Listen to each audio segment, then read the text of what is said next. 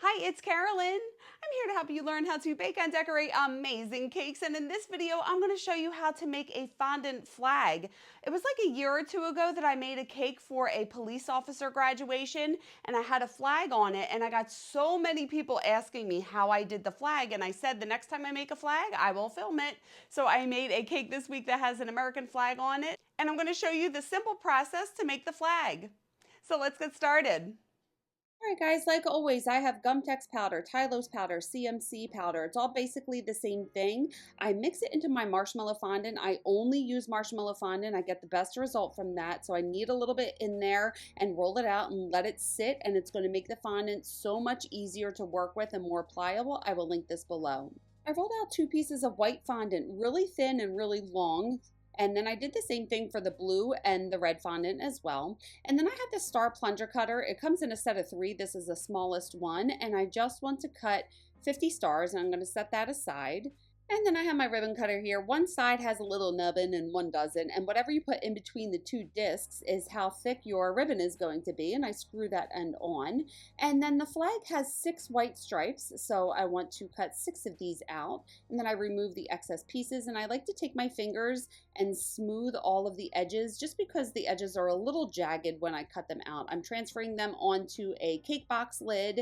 I just want to take my rulers and straighten each of these so they dry in a perfectly straight shape. And I'm just going to set those aside and do the same thing for the red. Now there are 7 red stripes in the flag, so I want to make sure I cut 7 of these. And again, I'm going to do the same thing, smooth them with my fingers, then I transfer them to the cake box lid and use my rulers and just straighten all of them out so they can dry in the right shape. And I'm just going to set those aside, and then I'm going to get some water on this whole white piece. Now, you don't want too much, but you want enough that it'll make it stick. So a little like happy medium between too much and too little water. Then I'm starting with the red stripe at the bottom, and I'm making sure that it is perfectly straight. And then I'm taking a white stripe and I'm putting it right up against that red stripe. So making sure the bottom of the white touches the top of the red, and I'm pushing it down with my fingers, making sure that it's straight. And then I'm repeating the process again with another red stripe and then a white stripe.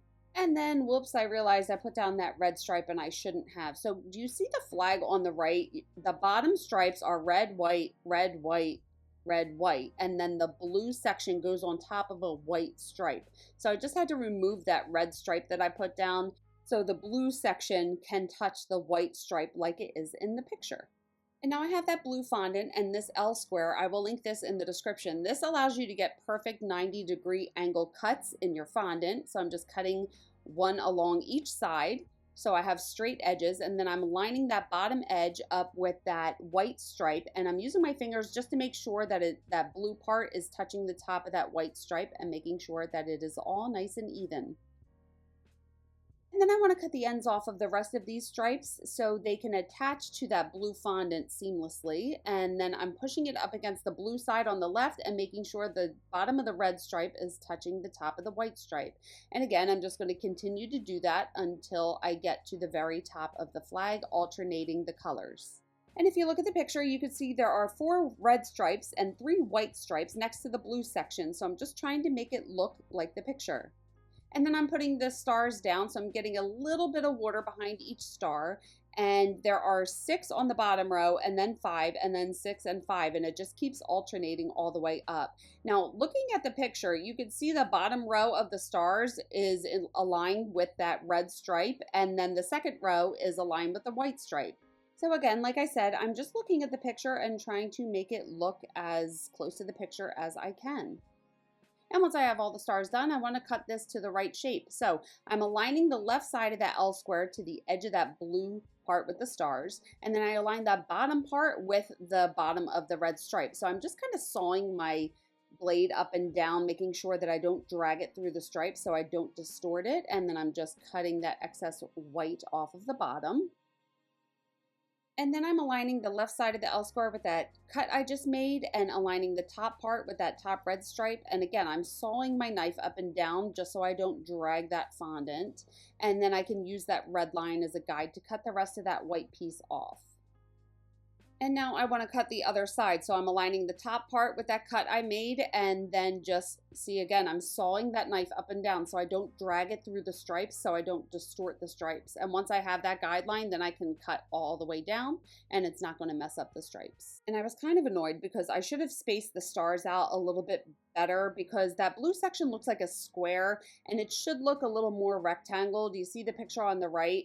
So if I make this again, I'll just make sure that I space the stars out enough so I get like a rectangular shape in the blue section. But I'm taking my fingers and just smoothing those cuts. And then I thought that it was a little too long, so I'm just lining up my elsewhere again and just cutting a little bit of the excess off the edge.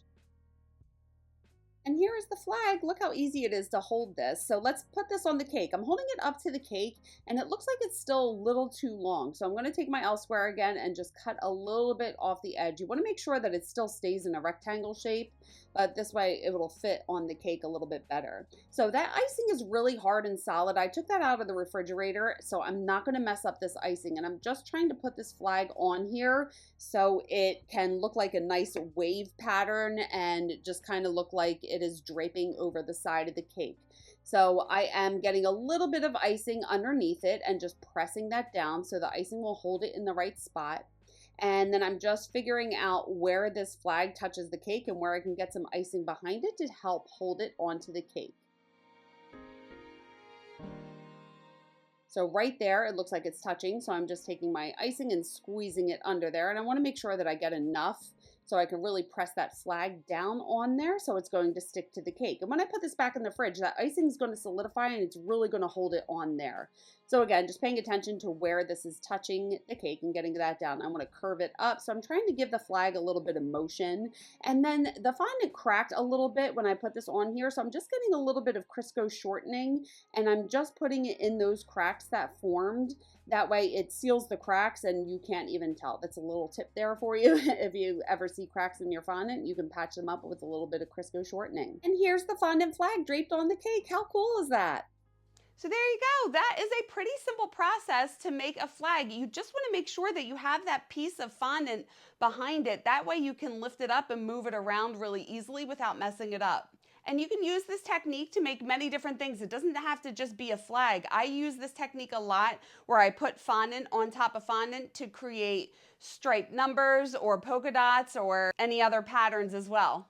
So I think that's it. If you guys have any questions or comments, leave them below.